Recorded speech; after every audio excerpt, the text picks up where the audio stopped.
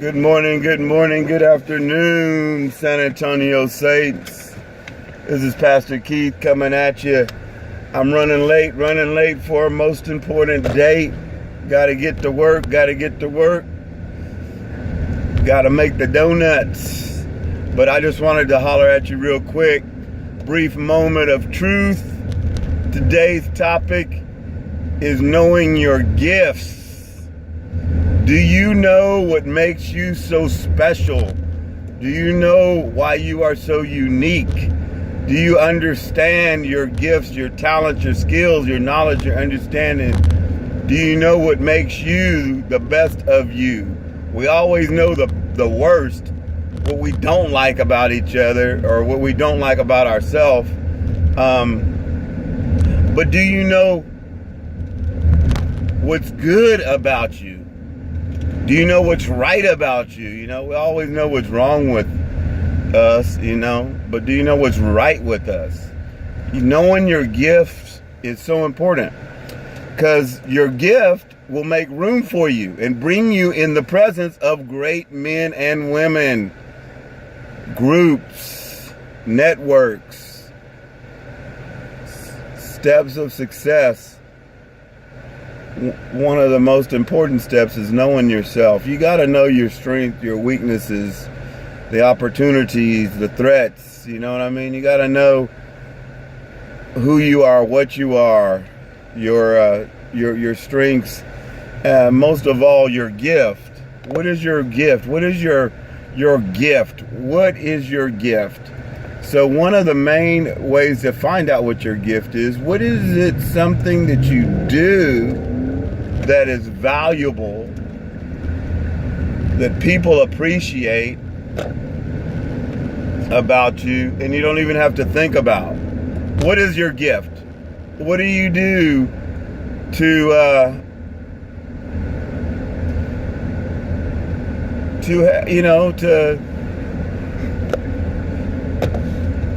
what do you do without even thinking? What do you do easily? I think the thing that I can do, or the thing that God has blessed me with, my main gift, is my passion. My passion is my greatest gift. My desire to encourage people. That's my greatest gift. It really makes me feel good to see people strengthen that are weak, or that are hurting, or that are needing in an area, and for some reason I'm able to put some wind in their sails to motivate them, or to encourage them, or to bless them with some inside information that gives them a hand up, or a heads up, or a way forward, or a way through, over and around the challenges that they are facing every day. Amen. So think about that. Pray about that. Ask God, what is my greatest gift? Stop thinking about all the things you're doing so wrong, and you're full of regret and sorrow and depression. Depression and sorrow and all of those negative emotions, they do one thing. They try to keep you in the same place, that wherever that stuff is generating from, that root of that thing. But in order to get over that and get away from that, you got to focus on the positive. You got to focus on the good. There's more good in you than they are bad. There's more good going on in this world than bad, but it's the devil that wants to put on those negative Nelly glasses, and he wants you to look out of those negative lenses into the world where all you see is gray matter, right? Destruction and fear and hopelessness and carelessness and overindulgence and things of those sort. But man, there's more good going on than bad. You have to look at the world the way it really is, and stop focusing on the little bullet points and the little blurbs or whatever, your news snippets and Photoshop. The world is Photoshopped through the lens of the enemy, which tries to paint the picture that there's no hope in this world, that we're all going to pieces. Man, you know, in this so-called depression and so-called financial collapse, I've seen people have more quality time with their families, more reuniting of broken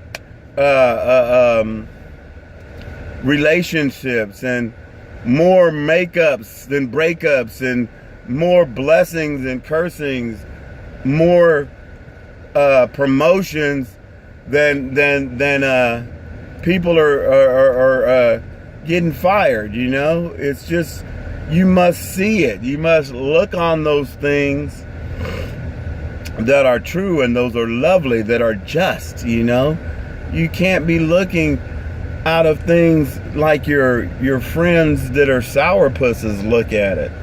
You know, misery loves company, and there's nothing like a miserable friend or family to bring you down and have you looking, not looking at your strengths, not looking at your gifts. But you are gifted, man. God created you, and there's nobody in the world like you. But if you don't even know yourself, how can anybody else know you? If you don't know your gifts, how can anybody else see them? If you don't love yourself, how can anybody else love you? You know, I'm not talking about being arrogant or being vain. I'm talking about a general and a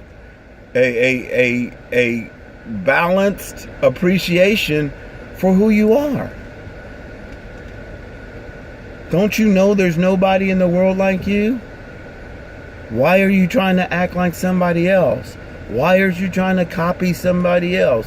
Why are you always trying to compete with somebody else? Do you think living is a competition? You need to compete with yourself, you know? You need to challenge yourself. You need to be good to yourself.